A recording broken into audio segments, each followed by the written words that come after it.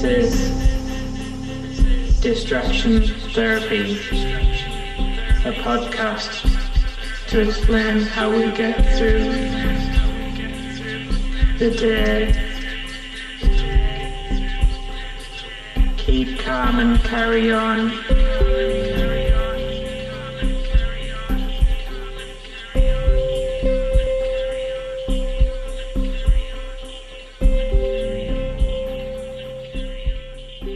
Hello, it's Saturday the 2nd of May, and this is a Distraction Therapy podcast with me, Rob Watson, and today I'm talking over the internet with John Halker. If I pronounced your name right, John.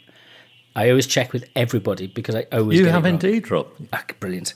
John's a psychotherapist, and he's the co-founder of the Better app. How are you doing at the moment?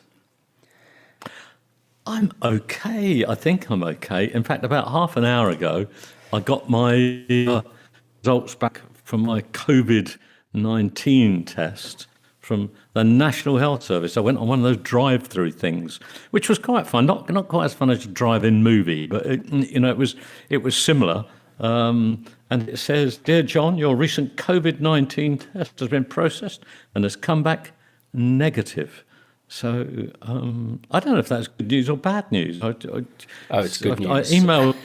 I emailed two friends who were concerned about me, and one said, "Oh, that's fantastic news," and the other one said, "That's such a shame. It would have been nice to have had it and got better." And then you know that you're. Do you know I've got some kind of having had it and had it twice, or a relapse of it. You don't want it again. I mean, it's been relatively mild, but it is like it lingers, and it does. One of the things, whether I'm not a doctor and don't follow my advice, but I read a good article by a New York surgeon who said that one of the things that they use to check people and keep an eye on people is your pulse oxygen levels. There's a little meter you can buy. So I bought one from Amazon, cost me about 60 quid. And my pulse, the blood oxygen levels had been down to about 80% for about a week. But today it's back up. So it's just, if there was any further drop, I'd have called, the NHS, called my GP or something like that. But it was consistent. But if you get it, you don't want it. It's. Are you feeling better now? Yeah. I've got a lingering cough, which is the subject. I have to edit them out because it gets really annoying. So I'll cough occasionally, but if there's other coughs in the background, I have to edit them out. But other than that, it's kind of like you just get tired. If I couldn't go out for a 5 kilometre run anytime soon. So, but other than that, light duties around the house. Sitting at my desk is fine. The bigger problem is putting on weight because of being sedentary. Yeah. For me, I tell you the interesting thing about the test results, having sort of done through that whole drive-through thing, I don't know whether I have had it because I promise you I have been unwell. I did have a dry cough, bit of a temperature for a few days, felt like I'd been hit by a truck and just, really didn't want to get out of bed and had that classic virusy feeling a whole lot more than man flu. So I don't know whether they're testing for antigens or antibodies. So I don't know if they tell me I haven't got it now, or I don't know if they're telling me I've never had it. Or that particular sample could be, there's not 100% accuracy rate with it either, is there? So it could be that, it's just on that particular time when that particular sample was taken, it's not been significant enough to measure it. So with the kind of weight of all of that in mind, excuse me, with the weight of all of that in mind, how are you getting the aim of this podcast really is just to talk about an opportunity to sit back and figure out what are we doing, how are we getting through the day, what's the kind of our coping strategies and our distraction strategies really. So kind of are you staying in your routine? Yeah, I am. I think that's really important. I think most human beings need a set of rails to run on, and it's nice to go off the rails, but I think you need to get back on them to some degree. I've actually been working really hard, oddly. I mean, I've had a lot of, I've still got a busy psychotherapy clinic, albeit that it's all done online now, but I've actually been doing that for quite some time, and I train other psychotherapists how to do online therapy and some do's and don'ts and the safety and insurance, the legalities, or the liabilities. We're all worried about liabilities, aren't we? All of those kind of things. So that has kept me going, and at the same time, I've launched a YouTube channel called Well Yeah, YAH, which you should be able to find. Luckily, it hasn't. The logo is some little concentric circles, but it should be. There's not too many pictures of me on it, but once you get the videos, then I'm afraid it's me talking about stuff to do with mental and emotional health. And I actually do is I've got an acquaintance who helps me make these movies, a friend, and she picks up all the emails. People email questions, and I don't. The trick is that I don't know in advance what the question is. So yeah, I might get asked about trauma, or I might get asked about sleep or depression, or one the other day about suicide, and she, I point the camera at me, and then she can see me over Skype, and then she texts the question to me right at the moment. So the pressure's on, no advance notice. So it just puts a little twist in it, keeps me on my toes. So that I'm putting up about 2 videos a week at the moment, and it's just beginning to get some traction. You know what these things are like, Rob. At the beginning, nothing ever happens. I've probably got close up to 100 subscribers in a couple of weeks. The other thing that I've been doing, which is the end of a year's work, is I have been developing an app. I developed an app, 2 years ago now, and it launched a year ago, and it's called Better Stop Suicide. It goes out in all the app stores. It's absolutely free. It's had about 50,000 downloads now, and I've got lots and lots of emails from people on different sides of the world saying how it's saved their life, and it's really gratifying. There's another app now just called Better App, which has got lots of free stuff in. It's also got a premium version, and it looks just beautiful. I didn't design the look, so I'm not being immodest. A colleague of mine, Peter Grange, runs an agency, a design agency, advertising agency, marketing agency in the Channel Islands and London, and his guys have done the kind of technical end of it and made it look just fantastic. But that's only been launched less than a week now, so just up to a couple of hundred downloads on that one. And so all of those things have been keeping me hugely busy. And I'm sitting here today thinking about it all and thinking about how to use, I'm afraid I always call it anti-social media, just to promote it and shamelessly push the commercial side of it, because I need to eat. Yeah. So what do you do to take time out? Every day I go for about an hour's walk, and I've done more walking than I have for years. And I really, I schedule it in.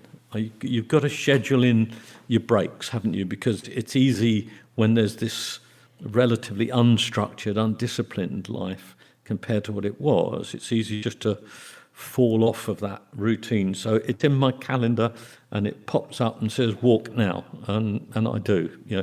Put the walking shoes on, and just I've been trapped away from home. My home is Guernsey in the Channel Islands, and so I have been.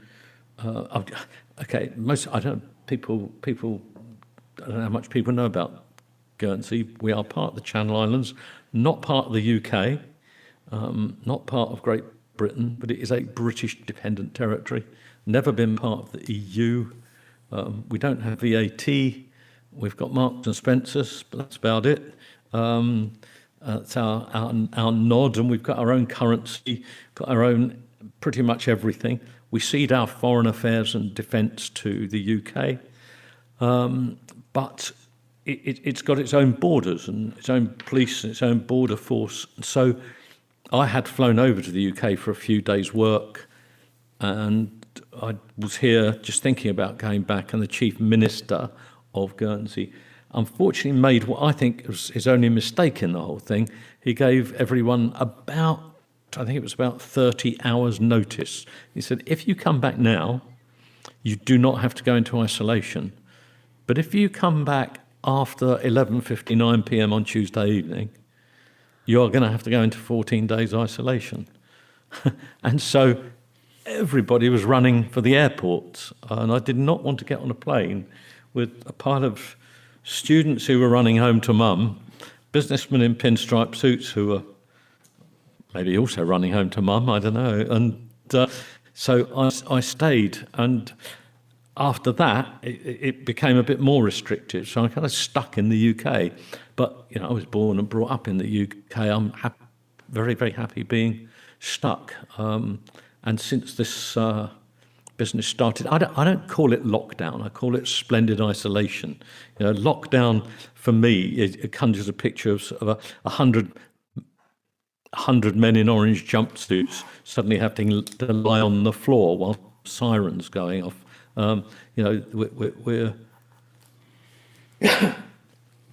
We're very lucky people on the whole, so I'm enjoying life at the moment. I keep happy. I am not connected to people. I'm dying to give various friends a hug, but yeah, I'm okay. We're all okay. It'll all be pretty much fine. I'm a great optimist in life. I feel so dreadfully sorry. I don't know how many people have died from this COVID-19 virus. It's just ridiculous if you look at statistics. I went onto a mainstream media website the other day, and they were saying you can't compare one country with another because we all count our dead in different ways. And one of the BBC websites said, there are different criteria for. I wish I'd kept a screenshot of it. They've probably changed it now, but they said different criteria for deciding whether somebody's dead or not. Yes. You couldn't make it up, could you? Well, I suppose the mirror test has always served people well in the past. Yeah. And it was the same BBC website that was advising us, in order to keep our sanity, not to look at the news. Yeah. My desire to remain informed is constantly at odds with my desire to remain sane. So, I stay away from all that stuff. I stay away from most social media. I've managed only to donate a couple of hours of my life to TikTok up to now. Yeah, I've not ventured as far as TikTok yet, and I've kind of am a news obsessive, or I have been. One of the things I've done differently is I've not watched television news since kind of the Brexit discussions and everything. I got disillusioned with a lot of the kind of coverage then, so I've not picked back into television news nor radio news. So most of my information is coming from flicking through various newspapers and Twitter, things like that. And the that addictiveness of the phone, the comfort in your hand. I've reached the peak of that, and I know that I have to now start to lock it away, I think, and kind of just regulate how much access I have to it, and don't take it up to. For a long time, I never took it up to the bedroom, and then I got back into the habit of having it there. I sleep perfectly well. I'm getting 7 hours good sleep a night, so that's not a problem. I'm so regularly falling asleep at midnight and getting up at 7 o'clock in the morning, so that's fine for me. But it's the the constant distraction, the unwanted distraction, and the worrying about what's next. Is that going to prove my fears right? And it's kind of like there's nothing you can do about it. You're left in this situation where, well, my contribution is is to stay at home. I can work perfectly well at home. We've been told to stay at home.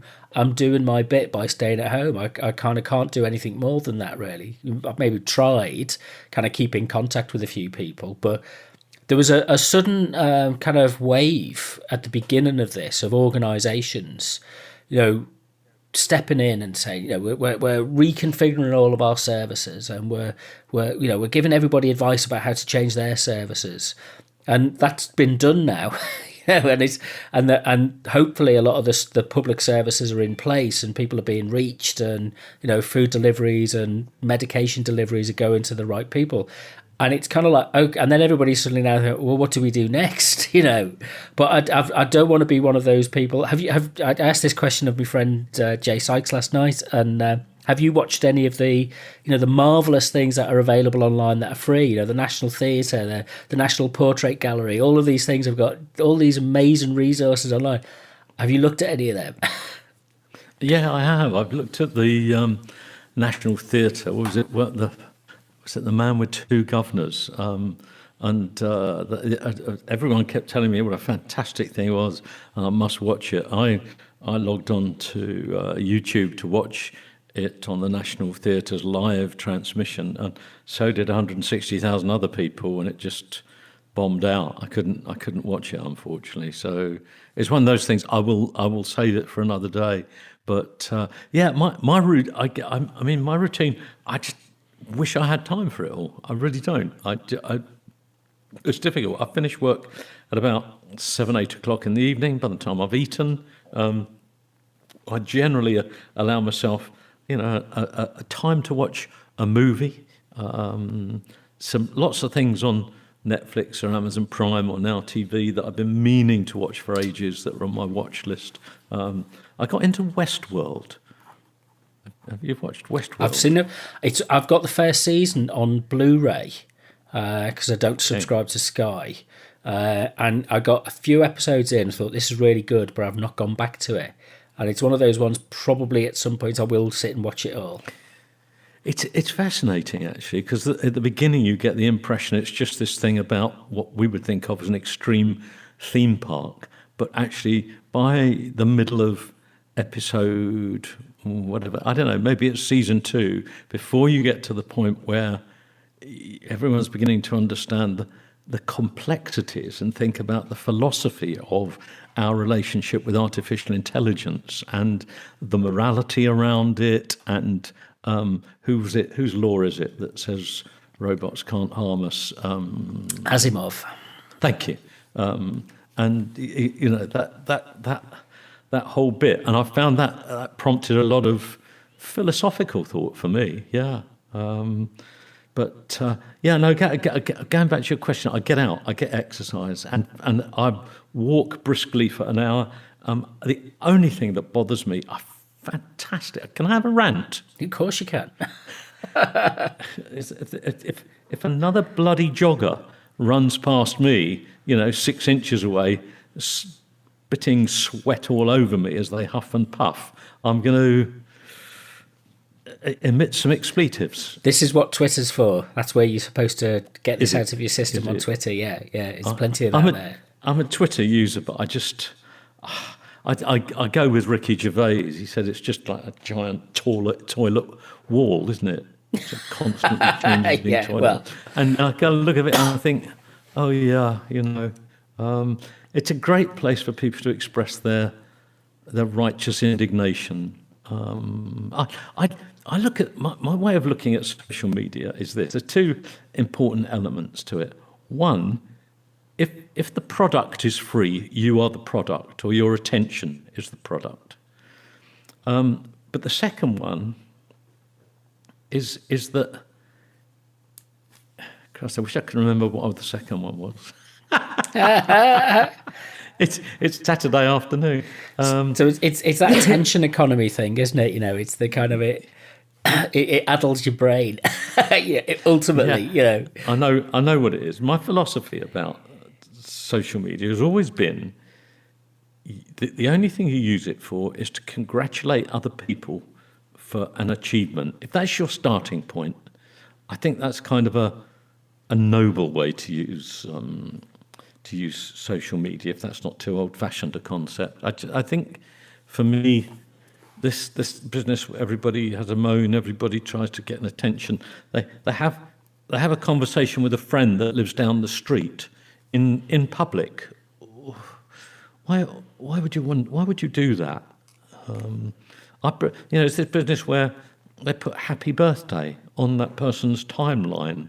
Is that a good thing? For me, it's not. I prefer to call the person up or send them a personal message, not shout across a crowded room, happy birthday.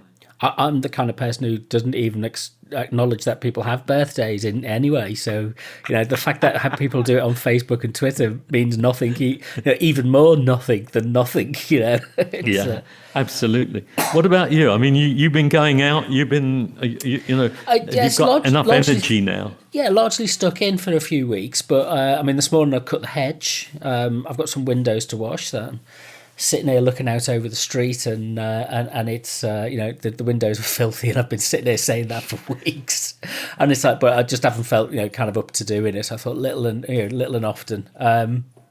Yeah, and it's it's a couple of things on Netflix. I liked Star Trek Discovery. I watched last year, but Picard on Amazon Prime was okay. It wasn't amazing or something like that. I'm halfway through Devs on if you like your science fiction on the BBC iPlayer, and it's a bit kind of it's a bit po-faced, and it's got some good themes in there, got some good ideas in there, but it's like really drawing it out as if it's more important. It's a science fiction yarn, and you can tell Asimov told these a bit of a lick. And this is like dragging it out a bit and making it more portentous than it maybe needs to be, especially when you've read a lot of Philip K. Dick or J.G. Ballard or something like that. And unfortunately, no, I'm not doing any reading or much reading because I find it's like a nervous, anxious thing of. You can't get into turning to the point where you turn the page because you're reaching for your phone or you want to get up and do something. You've got that and it maybe needs to go out for a long walk and burn off some energy and then come back and kind of just sit in a room with no other devices. And for me the reading comes at night. I don't take the electronics to bed. It's a great temptation to sit and watch rubbish on the iPad. I never have TV or screens in my room. I've got a document called Top Tips for Good Sleep that I send out to clients who are having sleep issues, and one of them is save your bedroom for sleeping and making wild passionate love. Don't take screens into your room. But when I climb into bed at night, I just take a book and I go to bed about an hour before I want to go to sleep, and I know that I'm going to sit and really read. Been reading some fascinating stuff, actually. I've always got a bit of fiction on the go, and I've always got a factual book on the go. I've been reading Douglas Murray's The Madness of Crowds. Have you come across him? I've not, no. What's it? Tell us a bit about that. Is this the opposite to the wisdom of crowds? Yeah, it's about the madness of crowds. It's about the whole woke thing and all sorts of stuff in there.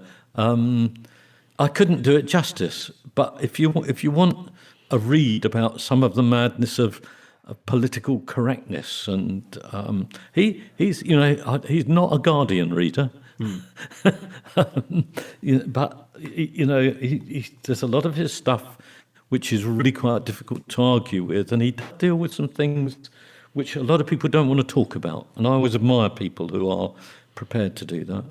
Well, sorry, go on. No, I was just going to say that the kind of fear of the crowd and has been a consistent theme of, right the way through, I suppose, to the French Revolution and, the kind of that period of, kind of the mob taking over, because there is a form of behaviour in the crowd which stops people being individuals, and you become sane, rational individuals caught up in a mob mentality in a crowd. And we're seeing that Trump is playing with fire when he's inciting people in Michigan to free the state and things like that, and they're armed. This thing, collective expression takes over, and our individuality gets pushed out the way, and we make ridiculous decisions, which we wouldn't normally do in other times. Well, you've only got to look at you've got to look at history, and you're familiar with the Milgram experiment. Is that the one where they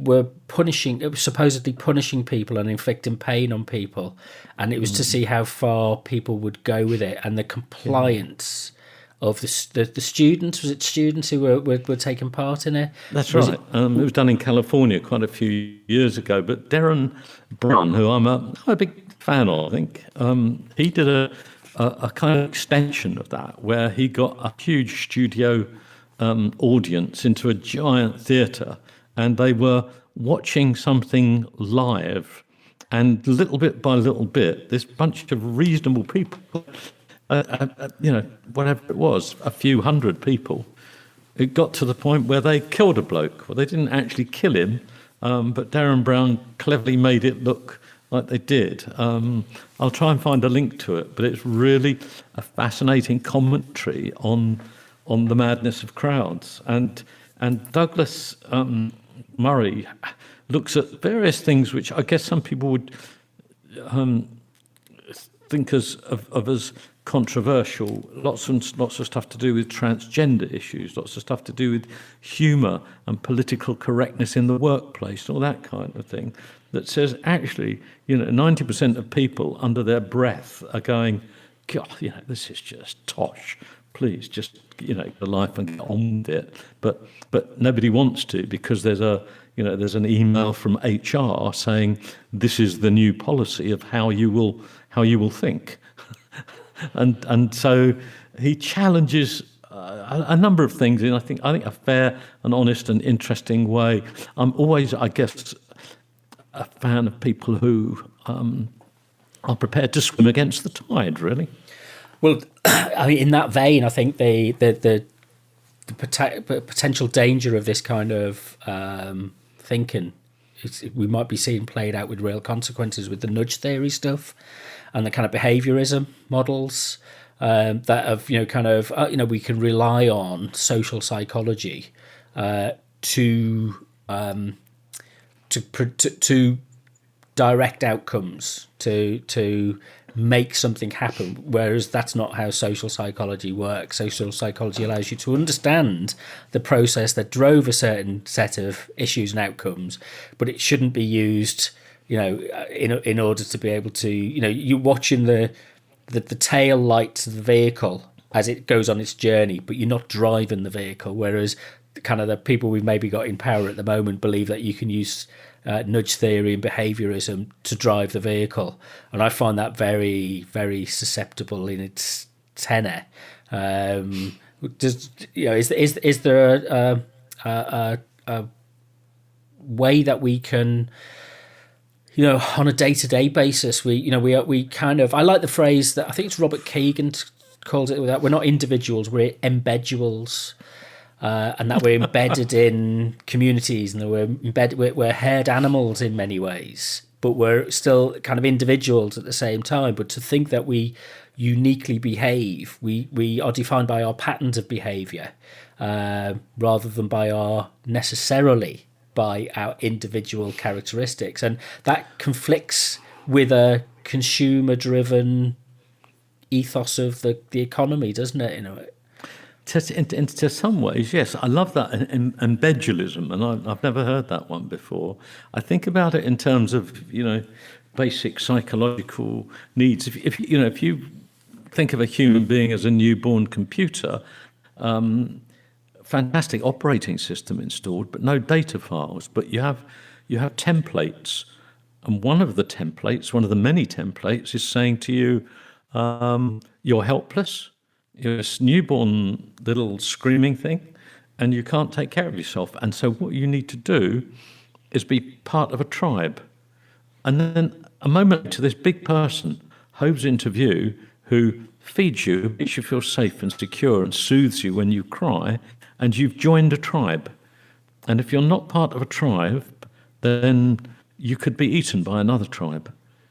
And so, yeah, we all need that sense of belonging. And some people get that in different ways, of course, don't they? Some people do it, some people of a worldwide movement of trade unionists. Some people are part of the same religion. Some people are part of the same family, part of the same football team fan club. A tribe is, a classic tribe, of course, is a family, and you're part of that family until puberty, and then something unseen in your brain tells you need to go and start thinking about making your own tribe at that point. Is that Is that maybe a counter argument to? Sorry, I forgot. I didn't write it down. What's the guy who wrote the book that you're referring to? Douglas Murray. Is that not a counter argument to his argument that actually what being woke is a drive towards being part of a tribe, a set of political ideas, ethos, values, that kind of thing, in the same way that the boomer generation in the post-Second World War were driven by certain things to belong, have certain forms of identity. This is just another generation's attempt to have something which belongs to them and they can be defined by.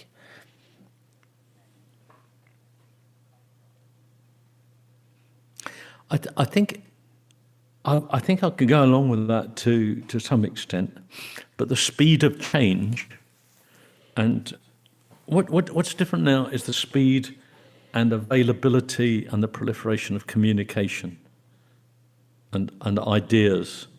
I think it's an odd view that I've just been, I suppose a little tiny germinating view of mine. Something had to come along after religion, didn't it? The death of religion has left a vacuum. Religion is simply a way of controlling people, of controlling the masses. No matter what your belief system is, it's a great way to control the masses because you use the best weapon that there is, which is fear. I'm a what did Christopher Hitchens put it, a celestial dictator, and I am observing you from the moment you are born, even before that, from the moment you're conceived, not just till you die, but after that as well. And you are, every single behavioural trait and even every single thought that you have, if it's fantastically there, well, great. You can go to heaven. It's all going to be roses and flowers, but if you don't, if you get your thought processes wrong, if you get your behaviour wrong, then you're going off to eternal hell and damnation. I mean, this kind of celestial dictatorship was a fascinating tool used by most religions, as far as I can see. Not all of them, one or two notable exceptions, But yeah, I guess what you would think of as the mainstream religions these days. But of course, a lot of the mainstream religions are dying off, aren't they? I mean, church attendance figures these days in the UK is just down to a very, very small number of people. And so what do we need? A lot of people look around elsewhere for that sense of belonging. I was interviewed on BBC a while ago, and the interviewer, I forget how she asked the question now, but she was asking me about why young men are getting sucked into Islamic extremism in the UK. Where's it all going wrong? And I said, well, imagine a young man living in a down-hill council estate, and he's just got nothing in life. He can't think of any way of escaping from all this. It all seems to be mapped out for him, and he's had excitement and adventure and risk sanitized out of his life by health and safety policies and that learned helplessness that goes with that, and so he's lost resilience. He's a conformist, but inside he doesn't really want to. And along comes a really charismatic leader that says, come and join us and come and be part of what we've got. And he's selling him adventure and all sorts of wonderful excitement. And That's how I joined the Sea Scouts in the middle of London when I was a kid. Promise of adventure. And that saved me, being a little scout in my uniform there, that saved me from, jobbery on the council estate that I grew up in.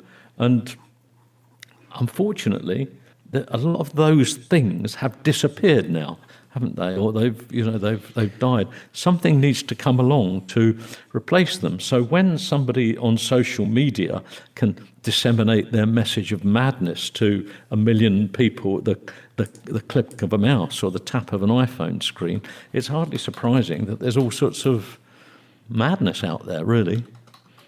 You're bringing to mind something which kind of I kind of read a little bit about Carl Jung, and he talks about the one of his pivotal dreams. Told him about the death that we have to kill the hero. We have to kill is it Siegfried? Who's the archetypal hero in the Ring cycle? It is it's and we have to that mythical figure of the hero.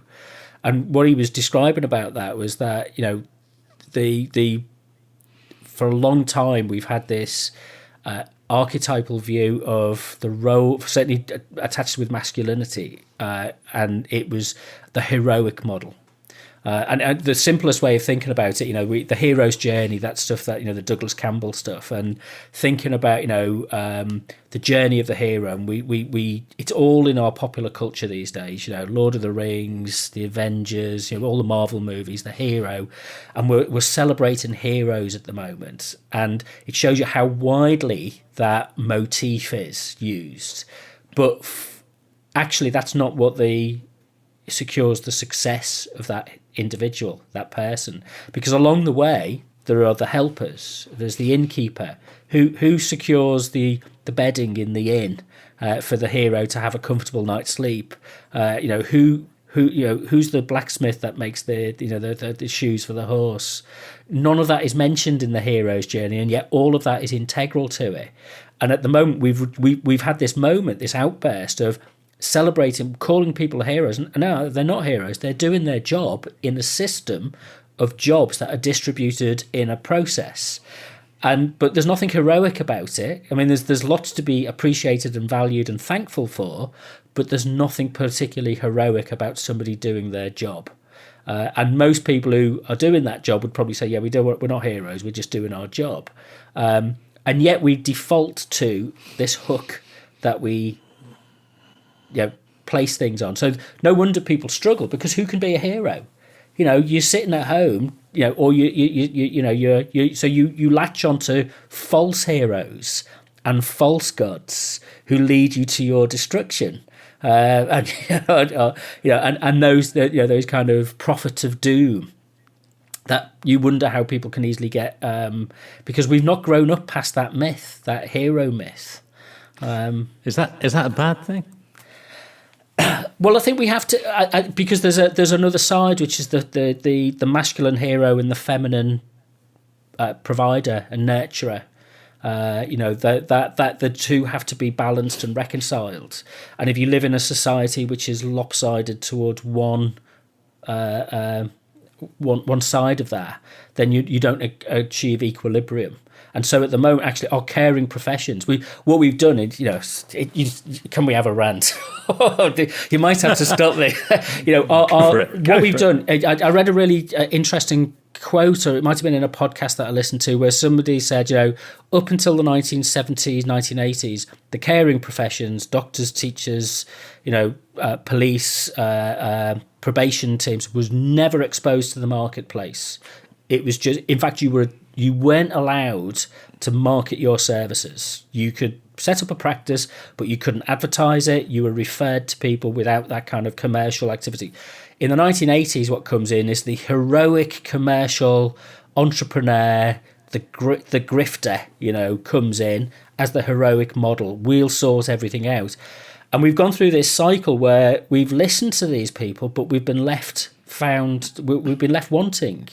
The systems that the grifters have put in place have been not adequate when we need them, and we haven't got the protections and the capacity to, the prison service is a really good example in terms of probation work in the UK of having to be, it was privatised, it was a disaster, and it's having to be renationalised and put back into the public domain because the values and the virtues, not everything extends to the market, but the market has been held up as this kind of heroic space of freedom.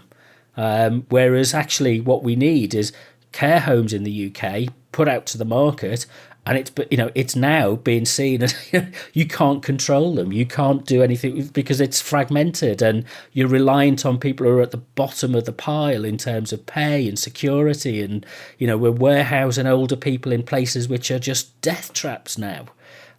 Sorry, I told you it was a rant. I didn't intend to. I think I go off on one, but is that got roots? I think it's a difficult one.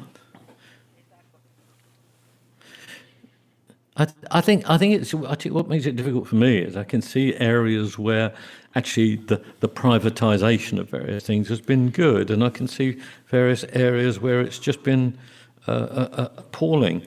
My profession is that I am a psychotherapist, and I'm a private practitioner, but I have worked in state systems and I've worked in the private world, and I've worked in South Africa, I've worked in the United States, I've worked in the UK and still do part of the time, and work in Guernsey. In Guernsey, we don't have a National Health Service. We have a system which is, you go and see a GP and it costs you, I think it's 48 quid, 50 quid, something like that. Large portion of the population is insured for that visit, but some people aren't, and there are some people who just cannot afford to go to the doctor. In the UK, of course, the National Health Service has been riddled for decades, a power struggle between the clinicians on the front line and the managers, and we get to these ridiculous situations where there's 8 managers per patient kind of thing. I forget what the exact statistics are. So it's a really difficult one. I personally don't think healthcare should be for sale, but I do know. I started a charity a few years back, and that really allows me to see quite a few people for nothing or very little.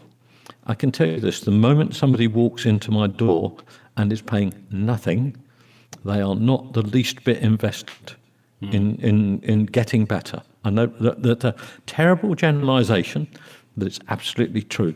If I charge them even a minimal amount, even a £5, and my private fees would make your eyes water, but if I charge them a minimal fee of a £5 for coming to see me, I can tell you from that moment on they are deeply invested. I do a lot of work for companies and organisations, and I exhort the employer, fantastic, yes, send them to me, great, but make them pay something.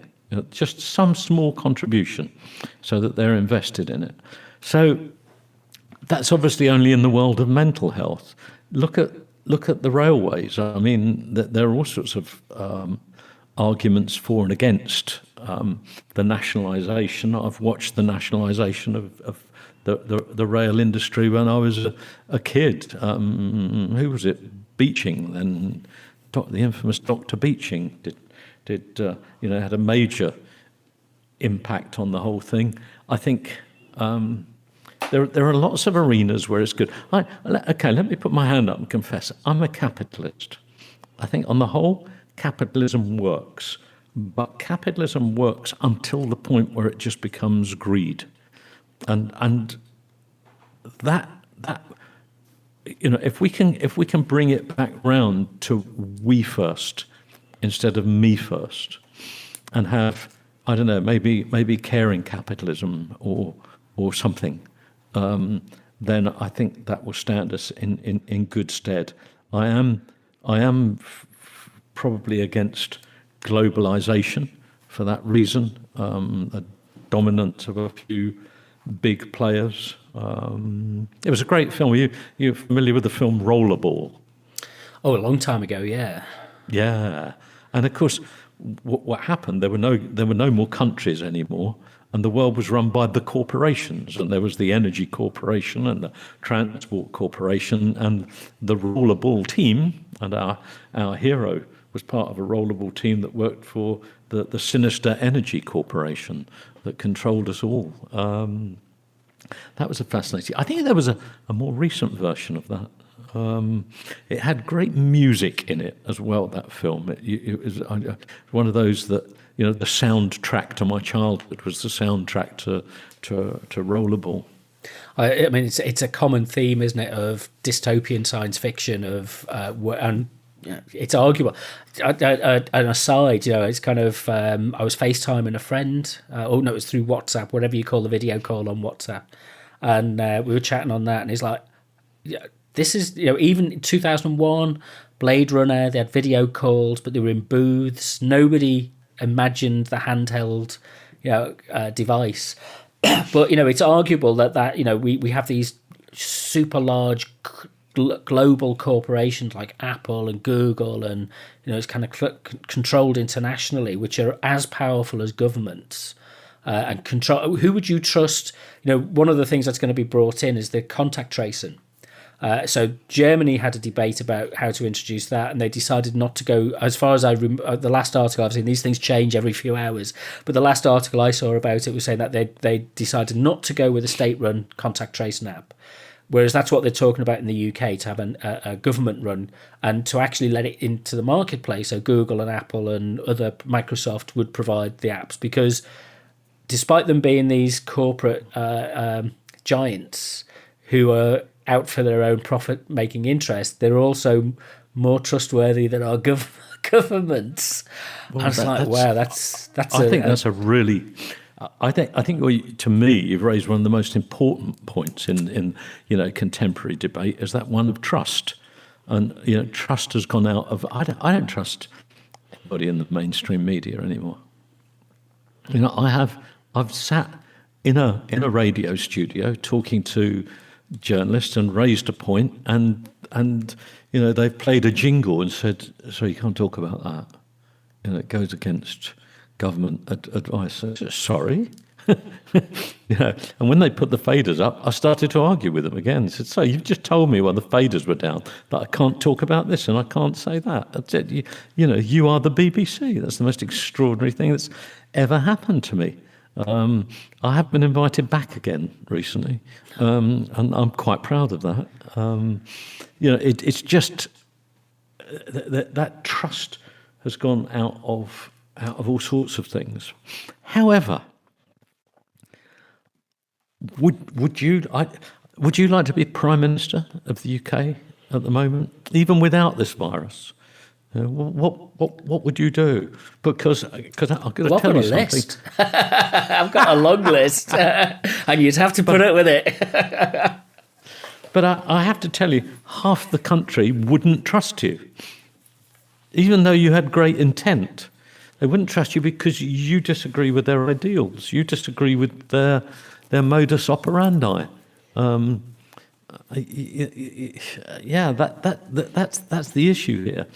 And I think what we need to do, and what will help to overcome that, is to go back to civilised discourse, civilised debate, being allowed to disagree with each other. It was something I wish I could remember what it was. I watched on YouTube the other day. It was just a lovely debate between people who held really opposing views on something. And of course, what there was a lot of was that reflective listening thing. So what you're trying to tell me is so and so and so and so. Rather than sitting there waiting to jump in and pounce and aggressively put their dogmatic view, what both of them were doing was listening to what the other person was saying and trying to understand that and put themselves in that position. It's one of the things I think we should be doing in prisons, interestingly, just going off at a tangent. An awful lot of people end up in prison because they don't know how to do conflict. They don't know how to argue. They get so emotionally aroused when they're debating something. If somebody disagrees with them, that it ends in violence. And I'd love to start a program. I'd love to go into prisons and teach people how to argue and debate and discuss and listen and all those conflict resolution skills. A colleague of mine started a thing a while ago called the Guild of Conciliators, I think it's called, or the Guild of Mediators, or something like that, to try and bring that kind of sensible debate to different things. So I think for us to get trust back into our world would be a useful thing. Corporate greed has destroyed a lot of that trust. Just going travelling these days is your level of vigilance has to go up, which is mentally unhealthy for you. It has to go up. Why does it have to go up? Because you know that the airlines are going to try and rip you off in the small print. You know that your suitcase is going to be a millimetre bigger than the previous airline you went on, and you can carry it for free on airline A but not airline B. That when you get to the car rental desk, that promised 20 quid a day for your car is quickly going to turn into 50 quid a day unless you've really got your wits about you. That you need to go around with your own phone camera and photograph and film every corner of the car, because otherwise when you get back, the slightest little scratch on it, they will deny that it was ever there. When you get to your hotel and you find that it was one thing was promised, but in the small print you've actually been given something else. And there's that kind of thing all of the time, and these guys are all competing with each other. I mean, I've got this gig going on at the moment. I was meant to go to Denmark for what was I going to do? I was going to Copenhagen for a documentary film festival. That's what it was, and a conference that coincided that I was going to speak at, and I couldn't go because the government of Denmark said, sorry, we're closing the borders because of this COVID-19 virus. It was at the very beginning of the whole thing. So, okay, great, I won't go. Called up the hotel. Fine, we'll give you a full refund for that. And a month later, I get an email from the online booking system saying, no, you can't have a refund, but you can have a credit voucher. Well, I don't want a credit voucher. I want a refund, and I was promised there are so many things like that where I know I've been and spoken to people who run those kind of organisations. What they're relying on is 9 out of 10 people will just go, I can't be bothered, I haven't got time to argue. And every now and again, the 1 out of 10 like me comes along and says, no, you told me you'd give me my money back. Give me my money back. So we're walking around in this sea of deceit, which is perpetrated by mostly large organisations whose prime focus is the wealth of their shareholders. But here's the problem. The wealth of their shareholders may be really, really important to your mum. Why? Because your mum's maybe getting a pension, and her pension fund requires that company A makes lots of profit because the pension fund is invested in that company. And there's a law that says the directors of a company must run that company to the maximum benefit of the shareholders. It doesn't talk about the ethics of doing that in the law. It says you must make the best returns for the shareholders. And so I think this is where one of the kind of things has to change, isn't it? It's kind of that social return on investment, ethical practice model of where does the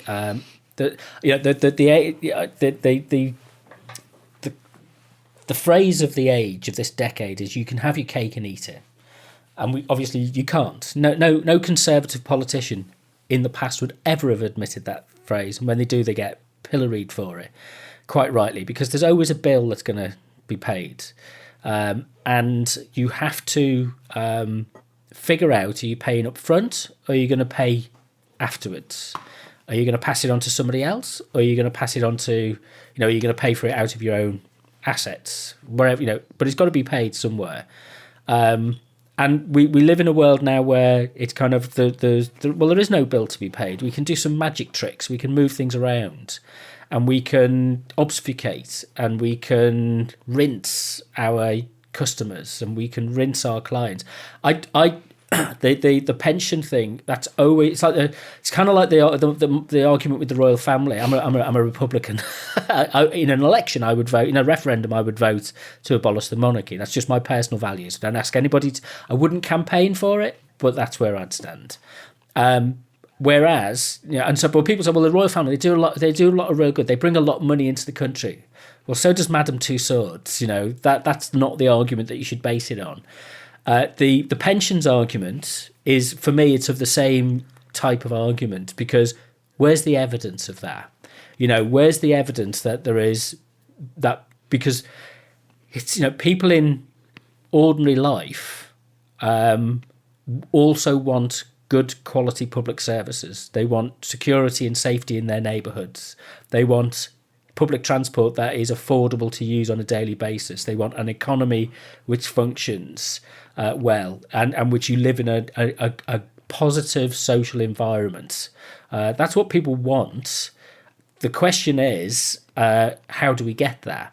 And what we've been told and what we've lived with for the last 40 years is that the people who drive that value are the captains of finance. Remember that the Monty Python film, or is it the Meaning of Life? And they have this whole 20-minute short film with the pirates of the financial pirates, and that was so accurate, that they're the corporate people who've been given sway over the direction of our society, and that's where I come. That they're the heroes. So much focus has been placed on their capacity to drive value that we've forgotten that it's the park keeper, it's the shelf stacker, the postal worker, the delivery person, the receptionist in the doctor's. They're the things that actually matter, not the so-called heroes. And we see the heroes wanting, Branson and those kind of characters, Philip Green. They kind of suddenly in these situations become, all of a sudden they're not feeling quite so welcome. And I don't know whether that'll carry on or whether that's just my little bubble fantasy. I'm happy to be challenged on it. Branson's never been a hero of mine. I can tell you a story, but not while these microphones are switched on. Okay. But interesting. Having lived in, I was born and brought up in London, as I told you, and very working class start in life, and probably, very, very proud of that in my way. But, a dad that fought in World War II, and a mum that lived through the Blitz and faced all the trials and tribulations of that. I've had to sit in the United States and explain to people the value of having a monarch who is somebody who is not there by popular vote. And more recently, I've been able to have the debate and say, look what goes wrong when the titular head of the country is put there by popular vote or otherwise. I can quite understand, and for a long time I've sympathised with the views. There are members of the royal family who perhaps do not offer value for money. I think it's a really difficult thing to put societal value on what the Queen does, and I think for me, the value that there obviously is something that is very, very difficult to explain and articulate until you actually sit in another country and listen to their view of the whole thing, and you just discuss and debate. So it happened in South Africa when I lived in South Africa just after Mandela had got out. As I moved over there, I was married to a South African girl who'd had to leave the country because because of her own politics and beliefs, and she'd left early on, I think it was late 80s, and was able to go back after Mandela was about to be elected. It was a fantastic time to be there. But Mandela was effectively royalty. He was a titular head of the country, but very little beyond that. I think Trump would be great if he would keep his nose out of politics, and we could just have him going around cutting ribbons and shaking hands and saying, "Oh, what do you do?" And we could all go on about what is orange skin and all the rest of it. I was really hoping we could get through this whole thing today, Rob, without mentioning Trump, and his name's come up 40 times now.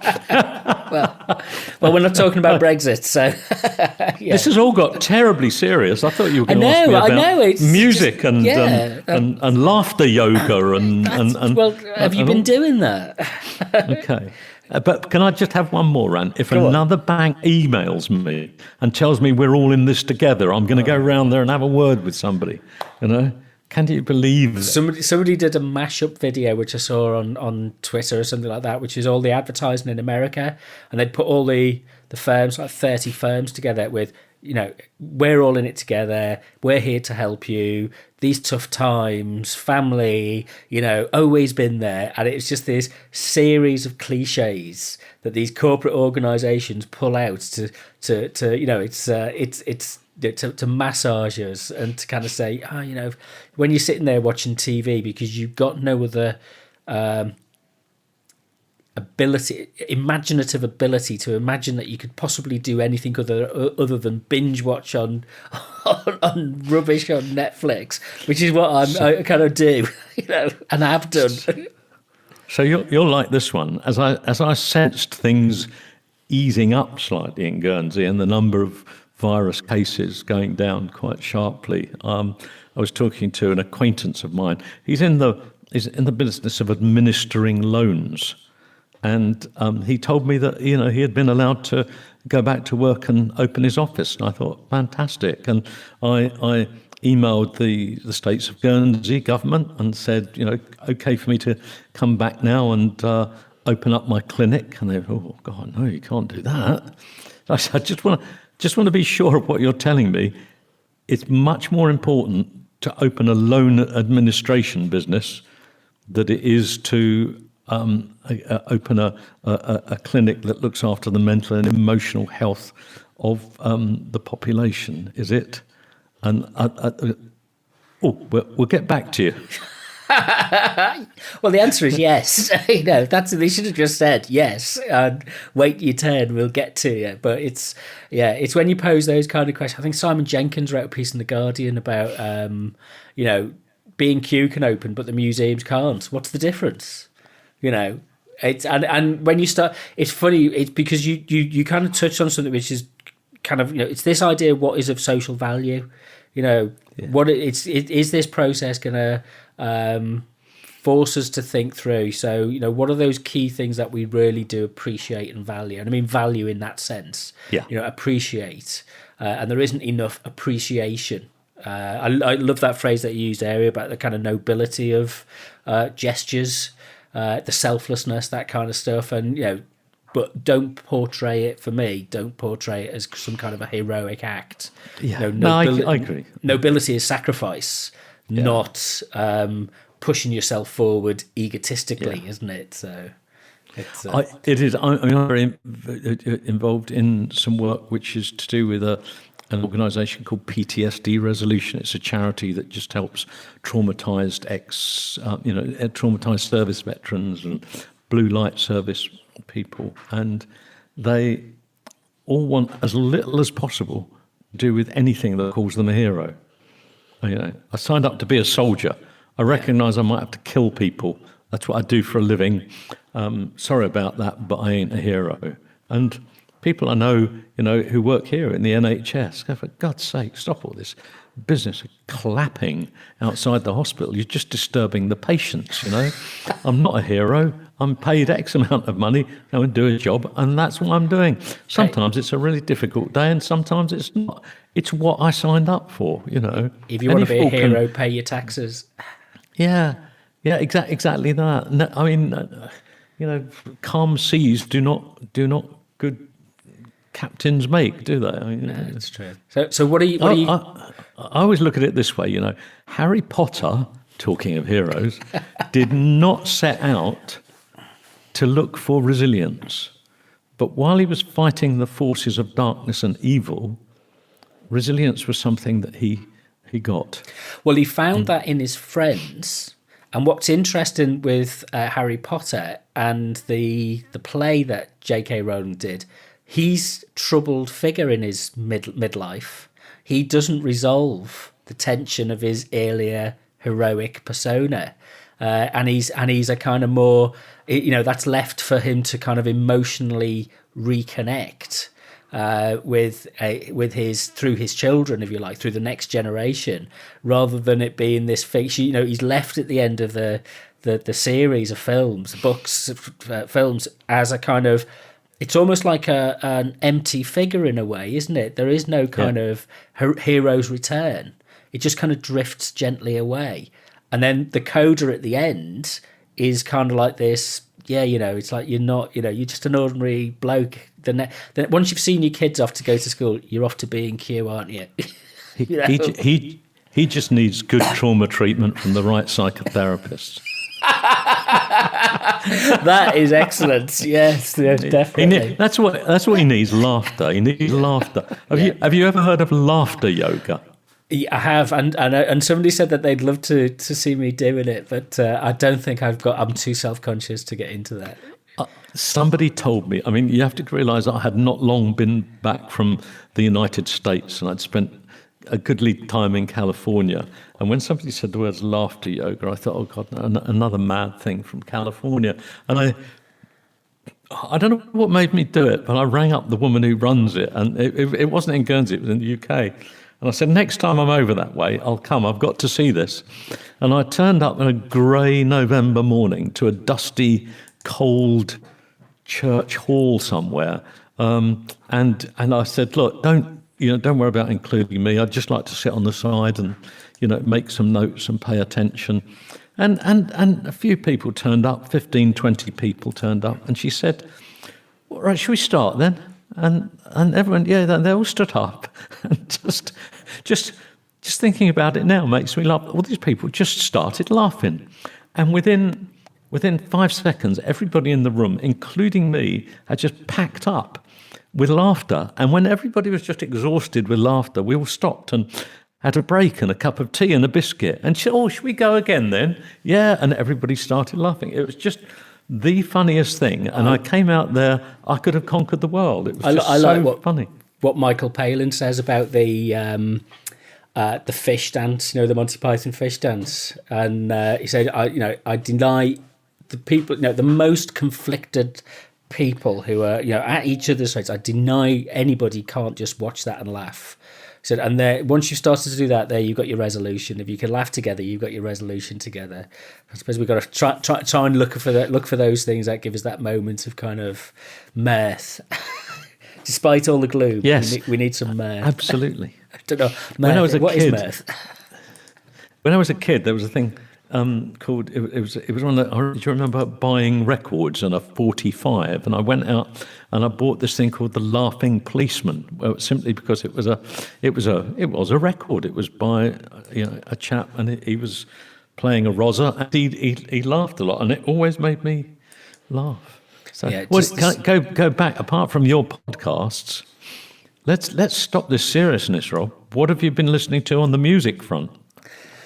Again, not very much. Kind of not much focus and concentration. So I kind of stopped listening to anything, and I think that's that's something I need to kind of go back to, because I kind of listen to a lot of music, and it's I think it's making the choice and commit myself to something. I did. There was something I mentioned when I was talking to Jay Sykes about listening to like an ambient type thing, Anna Wall, which is like kind of just really, it's like brown sound, that kind of just background sound, very kind of easy to listen to. Anything that comes into the foreground is kind of trying to get my attention, and it's not happening at the moment. So it's like, Really? but I think I need to find something. So kind of, I mean, I enjoyed the podcast I did with the other week with my sister, and we listened to Beatles tracks. That was great.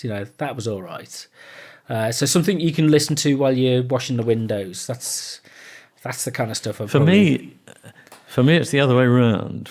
I always think music, if you want to evoke emotion in somebody, the easiest way to do that by far is using music. And for me, I'm never much of a fan of background music. If I'm driving along, I'd rather listen to a podcast or something than listen to somebody else's choice of music. But if if I look at my treasured playlist, I've got a sailing playlist. If I go sailing somewhere warm, I've got a playlist that is just my perfect sailing music that does all sorts of wonderful things for me. But I love to just close my eyes and listen to music with a headset on. I've done that all my life. All the time I listen to music, and so at the moment it's like I'm really enjoying listening to the silence and just sitting in the yard and listening to the birds because you can hear them, that kind of thing. So it's like a break from music. I'll go back to music, probably something like I don't know, a bit Debussy or something like that, just something kind of fairly light. I'm not at this point. I'm not going back into Wagner. You don't want the emotion that music evokes right now. Well, maybe. I mean, I enjoyed watching the Bob Fosse documentary drama on the BBC iPlayer. Fosse, and I can't pronounce her name. I forgot what her name is. It's about him and his wife. The choreographer Bob Fosse, and about his life. And so it's got a lot of music, Sweet Charity, and I'm not a fan of Chicago, but that's in there, and Cabaret and things like that in there. So there were some nice tunes in that you could kind of just. You recognise them, and you kind of, you can move up. But at the moment, investing in it is kind of beyond what I'm prepared to do. I think actually it will do me good to spend a couple of weeks maybe just sitting and listening to nothing. And actually, one of the things I'm frustrated about is not getting out at the moment and taking my sound recorder out with me. And maybe what I can do is kind of get out and just go and sit in some fields or car parks or wherever and just record some sounds. I found when I got back from being in Bangkok last year that kind of December in the UK was really grim. And I had jet lag for a couple of weeks, so I wasn't doing a lot of work or anything. And I would take my camera out with me, and I had my audio recorder, which I could connect into my phone, a microphone, which kind of stuck out of my pocket, which looked like a toggle on my pocket. And then I had my headphones in, so I could capture sounds as I was walking around, photograph, and I was once removed from the situation, and and I could get in and take photographs of people in ways that I couldn't have done before. But to have that kind of soundscape that was there, and I must do something with that at some point. So it's kind of collected, but it's kind of a record of that period of time. And when you look back on the photos, you kind of what was going on, and it was kind of like it was pretty grim. And I remember a friend of mine saying, these photos, put them up on Twitter and Instagram, so they're really grim. I said, what's out there? So there's like this cloud coming over, which, oh, hang on a minute, there's a massive pandemic now. Something was coming. You could tell that something was in the air. It's just like it. Incidentally, I love your Instagram feed since you found the black and white filter.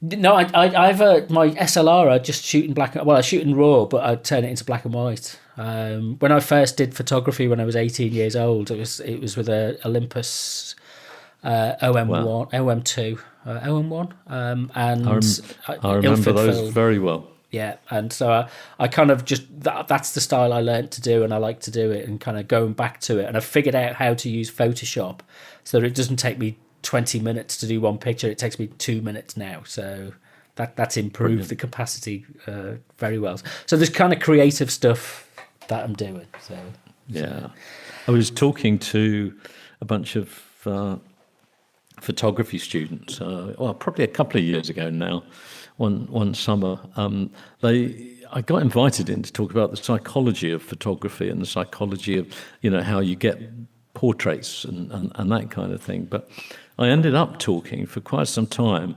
about what it was like back in the day when you had a 36 roll of film and you took 36 shots and you didn't know what they were going to look like, and you went back to this dark room that smelled of these just amazing chemicals, and you developed the negative, and out the other end a couple of minutes later came what you hoped was a really strong negative. And when you did, you could then use this extraordinary thing called an enlarger and more chemicals and paper and hang them up to dry and come out of the darkness and look at things and think, no, I need to do a little bit more dodging on that bit, and I need to do a little bit more burning in on that bit. And the difference between that and going click and looking at your screen to see what you've taken is just, they're both called photography, but they are just miles apart in psychological terms that I find fascinating. And I dragged the old Nikon FM out a couple of years back, and actually giving that talk prompted me to do it, I think. Dragged the FM out and stuck some Ilford film in it, and then discovered that Ilford have gone bust and you can't actually buy all these chemicals anymore, and to set up a darkroom would just be quite ridiculous. So somebody else had to do me negatives. And the time that it takes to get, I find it's a lovely romantic, and I 4 or 5 years ago, I did the same. I kind of dug me, I've still got my film camera, bought some film, bought some chemicals, kind of never quite got around to doing it. And it was just, for what I can do in half an hour would have taken me a whole evening. And maybe, when I get to the point where I can retire, then maybe that's what I'll do. I'd love a house with a built-in dark room, and you can just, get away for evenings on end. But it's like kind of, and the craft that goes into it. But in this day and age, I don't think. And plus, there's I like the kind of immediacy as well. One of the things I've been able to do is just walk around, and then literally within half an hour you get back and you can share them. They're up, and they're of reasonable quality in terms of the presentation. But I don't think they've got no more life beyond that, as far as I'm concerned. It's just like post and forget. It's disposable. It's a difficult one, isn't it? Yeah. I know. I mean, I've got this wall here. You're just up there, covered with my own photos and prints. But the only reason it means something to me, of course, is memorable moments. It's like going back to the music, isn't it? If you want to evoke emotion in me, you play music from moments that, for me, were just really important, developmental, pivotal moments in my own life. Well, one of the best projects I've seen online is the mass isolation hashtag on Instagram and Twitter, and that where people are sharing photos. It was taking the mass observation movement in the kind of post-war Second World War period, and using that as an updated version for the lockdown. And there's some fantastic images on that, because they're I don't know, they're not projecting personalities. They're not projecting. It's not fashion photos. It's often about absence of people, and that for me is they're much. That's something. There'll be an exhibition, I think, at the Derby Quad. They're involved in this, in the Format Festival. I'm sure there'll be exhibitions about this in the future, probably at the Photographers Gallery in London, something like that. So if there's anything comes out of this in terms of curated work, just ordinary people showing what and it's that kind of instinctual insight that people have. So it's really cool. So it's mass observation, mass isolation. Oh, mass isolation. Yeah, well worth following. So is there anything you want to mention that you're doing in the next couple of days or weeks or anything? Or do I want to what? Sorry. Mention anything that you're doing or up to in the next couple of days or weeks? Have you got anything planned that is of interest? Now our mutual acquaintance, lovely Amber Rondo, made a documentary. Which and tomorrow I'm going to talk to another mutual acquaintance, John Costa, about documentary about my experiences in 9/11 in New York, or 11/9 as I like to call it, just to annoy Americans. And what time are you on that? Because I'm on that as well, so in the afternoon. 11, I Okay. think it is. Yeah, I think I'm in 2, something like that. Okay. I'll have to double check. So I'll listen out for it. So, well, I think Amber's just going to talk about, her documentary. And it's actually a very short documentary, not that she wanted to be, but it was made under the restrictions of doing her media production degree, and it couldn't be longer than however many minutes it was, which cuts out the most important bit from my personal point of view. My 9/11 experiences I could witter on for ages about, but there's a really, really important thing for anybody that is ever visiting the United States and they get caught up in any kind of disaster or anything like that. You'll be given an 0800 number, which is for FEMA, the Federal Emergency Management Agency, and they will say to you, yeah, no, don't worry, just get the hotel receipts, just do this, just spend that. When all this disaster is over, FEMA will give you a different number, we'll pick up the bill for you. Great. They will only do that if you are a US citizen, but nobody tells you that until the moment you go to claim your, in my case, $15,862 on hotels and all sorts of other money. So to this day, I'm still out of pocket over $15,000. The best part of $16,000 on hotels and other bits and pieces. I mean, it's just the most ridiculous situation. Yep, all these people come and hand you out bits of paper and say, here's your 0800 number, and you dial every day, and they say, no, just keep spending money. We'll reimburse you. We're the Federal Emergency Management Agency. Nobody ever tells you they will only do that if you are a US citizen. So what's the next thing I'm doing? Apart from that, I'm having half a day off tomorrow, which is a Sunday. And then I've got another week of clients. I've got another week of, trying to push this app. And that whole thing, I shall keep an eye out as to how soon I can go back to Guernsey and get on a plane as soon as I can. I've got 2 sons over there that I miss very much, and what has become my island home. Well, good luck. Keep safe. It's been great chatting. Rob, thank you. It's really lovely to chat with you, and we've covered all sorts of interesting things. I hope you keep safe. I'm glad you are coming out of this virus story now. It must have been quite alarming for you, but I'm glad you're getting there. Yeah, much stronger. So this has been a distraction therapy podcast with me, Rob Watson. If you want to get in contact, I'm on Twitter and Instagram at RobWMedia, and the website is robwatsonmedia.net. There is a Patreon page, which is just search for Rob Watson Media, if you want to leave a little donation for a cup of tea or something like that, although I don't expect very much out of this one, but until next time, thank you very much. This is Distraction Therapy, a podcast to explain how we get through the day. Keep calm and carry on.